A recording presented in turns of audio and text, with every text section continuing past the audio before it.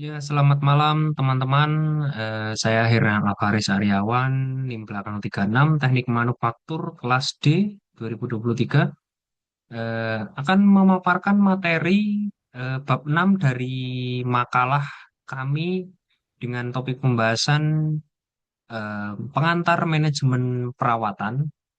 Adapun bab 6 yang akan saya bahas hari ini, topik utamanya adalah sistem monitoring dan diagnostik perawatan dengan pokok-pokok pembahasan sebagai berikut, yaitu condition monitoring, inspeksi dan pemeriksaan berkala, analisis getaran, termografi, analisis pelumas, dan juga pemanfaatan sensor IoT dalam manajemen perawatan. Langsung saja ke slide pertama. Nah, mengapa monitoring itu diperlukan, teman-teman? Ada empat alasan utama, yaitu yang pertama unexpected breakdown, itu mengurangi potensi kegagalan mendadak yang memicu terjadinya breakdown ataupun downtime ya teman-teman. Ini tentu saja jika downtime terjadi maka akan sangat merugikan baik materi dan juga waktu ya teman. Yang kedua ada paradigma perawatan modern. Nah, manajemen perawatan akan selalu berkembang setiap tahunnya, sering berkembangnya teknologi. Yang pertama itu biasa dari run to failure, jadi mesin dinyalakan sampai gagal ataupun sampai rusak. Dan itu dikembangkan lagi menjadi preventif, teman-teman, yaitu time based dan dikembangkan lagi menjadi prediktif berdasarkan kondisi ataupun CPM dan PDM. Yang ketiga, efisiensi biaya dan reliability ya teman-teman. Yang pertama di sini yaitu deteksi dini anomali memungkinkan intervensi presisi, di mana material dapat dihemat, tenaga kerja, dan juga downtime dapat dikurangi seperti ini. Dan yang keempat, seiring berkembangnya teknologi, yaitu industri 4.0 yang mengintegrasikan IoT, maka monitoring secara real time itu sangat memungkinkan, teman. Seperti itu. Nah, selanjutnya condition monitoring, konsep dan parameter utamanya. Di sini ada kurva P dan F ya teman, PF, di mana P adalah kegagalan potensial dan juga F itu kegagalan fungsional. Adapun jendela PF yaitu waktu yang tersedia antara deteksi awal hingga kegagalan total, teman-teman. Nah, semakin sensitif sensor yang dipasang, maka semakin besar jendela ataupun kesempatan ataupun celah, maka akan semakin efisien eh, teknik maintenance-nya ataupun efisien maintenance-nya. Efisiensi maintenance-nya bisa meningkat. Nah, adapun jenis kondisi monitoring ada dua, yaitu offline dan online ya teman-teman. Di mana offline ini adalah periodik monitoring, di mana teknisi akan langsung menggunakan instrumen-instrumen yang portable dan langsung mengukur di mesin di tempat. Dan online itu memanfaatkan sensor yang sudah dipasang sebelumnya dan tinggal monitoring saja. Lima parameter utama dalam condition monitoring yaitu temperatur, getaran, tekanan, arus listrik, dan kondisi pelumas. Tentu saja ini akan sangat bergantung pada mesin yang akan dimonitoring ya teman-teman ya. Oke, selanjutnya inspeksi dan pemeriksaan berkala. Ada tiga teman-teman, yaitu pemeriksaan visual, pemeriksaan mekanis, dan juga pemeriksaan kelistrikan. Nah, di sini selain menggunakan sensor, inspeksi dan pemeriksaan berkala ini merupakan garis pertahanan pertama untuk mendeteksi anomali fisik eksternal yang luput dari sensor yang sudah dipasang ya teman-teman. Menurut Mobley 2022, 2002.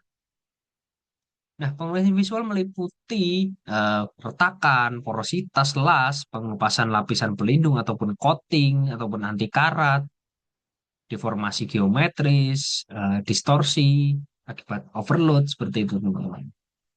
Alat yang digunakan itu alat-alat optik ya biasanya teman-teman, yaitu kaca pembesar, boroskop ataupun senter dengan intensitas yang tinggi. Pemeriksaan mekanis yaitu pengukuran keausan menggunakan alat ukur presisi yaitu vernier kaliper, micrometer, dial dan sebagainya. Nah, yang diperiksa itu alignmentnya teman-teman.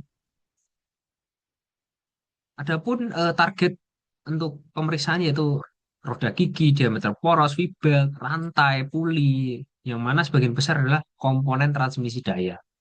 Dan yang ketiga itu pemeriksaan kelistrikan, tentu saja yang dicek adalah komponen ataupun instrumen kelistrikan berupa breaker, circuit breaker, kontaktor magnetik, bus bar, ataupun panel MCC ya. MCB.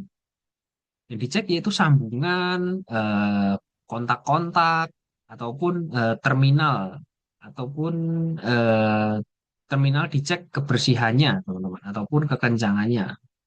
Dan jika longgar, itu akan menimbulkan resistansi dan akan menimbulkan hotspot yang berakibat pada kebakaran. Seperti itu.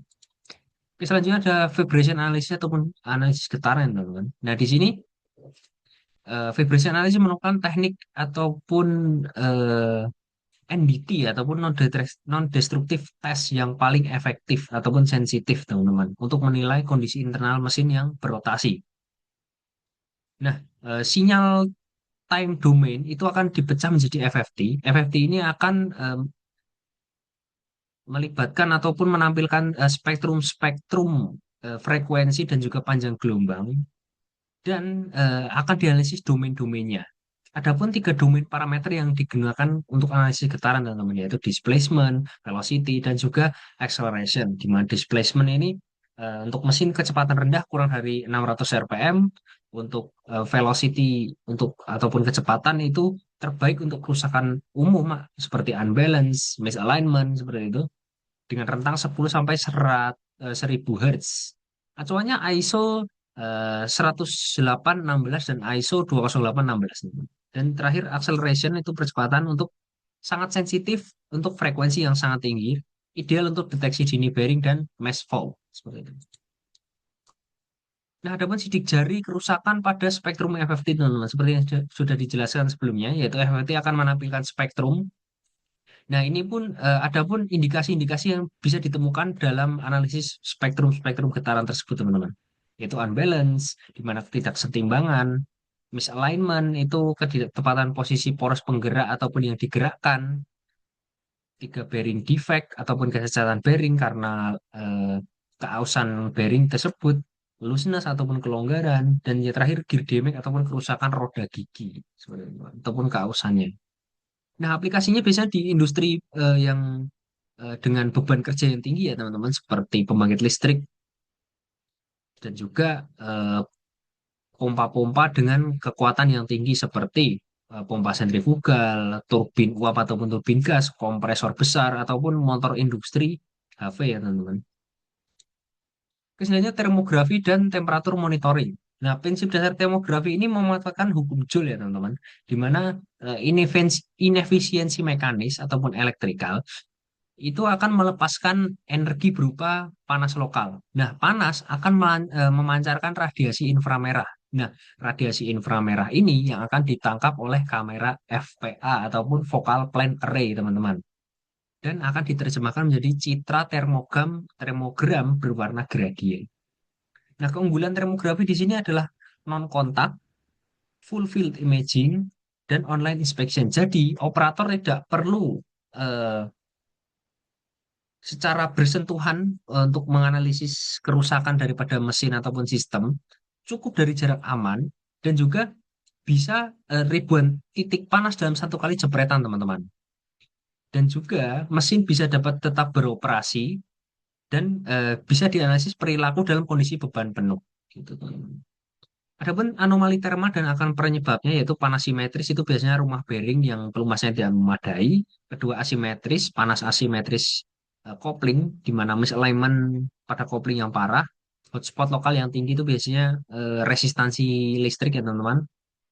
Keempat itu ada suhu merata di seluruh bodi biasanya pertukaran panas yang tidak stabil. Dan yang terakhir itu gradien vertikal yang lagi-lagi sirkulasi pendinginan yang tidak optimal, yaitu dalam konteks ini oli ya, teman-teman.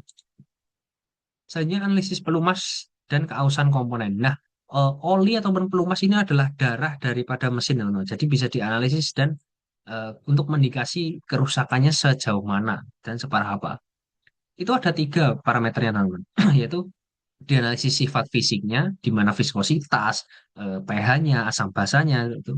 Dan juga spektroskopinya berupa oksidasi, nitrasi, sulfasi, dan juga sisa antiwear-nya. Yang kedua, deteksi kontaminasi eksternal berupa air, partikulat-partikulat padat, dan juga silika yang tinggi. Dan yang terakhir itu wear debris analysis ataupun gram-gram ya, teman-teman.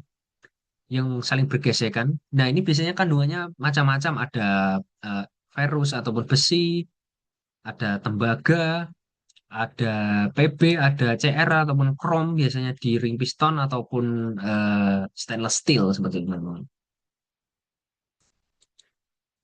Nah, ini ada analisis ferogram ya teman-teman, ferografi, menganalisis bentuk, warna, dan ukuran partikel aus makro dengan rentang 15 sampai 100 mikron di bawah mikroskop terpolarisasi. Ada 4 level teman-teman, yaitu pertama rubbing wear, ini kausan gesek normal karena mesin yang bekerja dan gesek secara normal. Yang kedua itu cutting wear, sudah kategori waspada. Ini ditemukan partikel spiral mirip hasil bubutan tapi mikro. Nah, kontaminasinya itu partikel keras seperti silika yang bertindak seperti pisau yang menyayat-nyayat. Yang ketiga ada zebra sliding wear, yaitu kawasan gesek berat. Nah, ini ditemukan partikel besar lebih dari 50 mikron, permukaannya kasar, dan ini disebabkan oleh kegagalan filtrasi. Yang keempat, yaitu fatigue spall particle, yaitu kegagalan eh, partikel akibat kelelahan ya, teman-teman, ataupun fatigue, seperti itu. Nah, oke, selanjutnya pemanfaatan sensor dan IoT dalam perawatan industri. Di IoT ada arsitektur 4 lapis sistem monitoring dengan basis IoT ya teman-teman, yaitu persessment layer, di mana sensor MMS berdaya rendah dipasang langsung di titik ukur mesin. Ini akan dikonversi menjadi data digital mentah, teman-teman. Yang kedua itu network layer, komunikasi.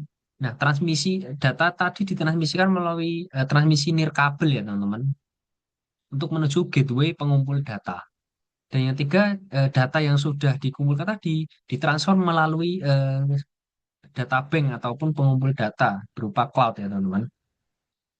Dan yang keempat, application layer. Nah, yang terakhir yaitu application layer di mana tahapnya itu visualisasi dan integrasi. Data yang sudah disimpan di cloud maka akan diolah untuk divisualisasikan dan diintegrasikan. Nah, yaitu selanjutnya IoT Smart Maintenance, keunggulan dan tantangannya, teman. Keunggulannya IoT bisa remote monitoring, bisa pantau seluruh mesin secara langsung dari jarak jauh, tidak perlu langsung di tempat, teman-teman. Yang kedua, analisis prediktif, data yang sudah didapat maka bisa dianalisis menggunakan AI dan automated workflow. Jadi deteksi kerusakan bisa dilakukan oleh AI dan bisa dicek oleh AI spare part yang akan dibutuhkan, teman-teman. Adapun tantangannya juga teman-teman ya untuk penerapan IoT di mana investasi awal yang tinggi, sensor yang banyak dan juga sensor yang canggih maka akan membuat biaya investasi awal itu mahal sekali. Yang kedua cyber security, keamanan cyber ya teman-teman, karena memanfaatkan cloud maka berpotensi terkena serangan cyber. Yang ketiga yaitu kesenjangan eh, kompetensi SDM teman-teman. Itu mekanik konvensional, data scientist, dan engineer itu dibutuhkan untuk analisis datanya. Oke, sekian dan terima kasih atas perhatiannya teman-teman. Di presentasi kali ini saya Hernan Alvaris Aryawan dengan NIM 836 pamit undur diri. Apabila salah kata dan perbuatan saya mohon maaf. Apabila topik media, Assalamualaikum warahmatullahi wabarakatuh.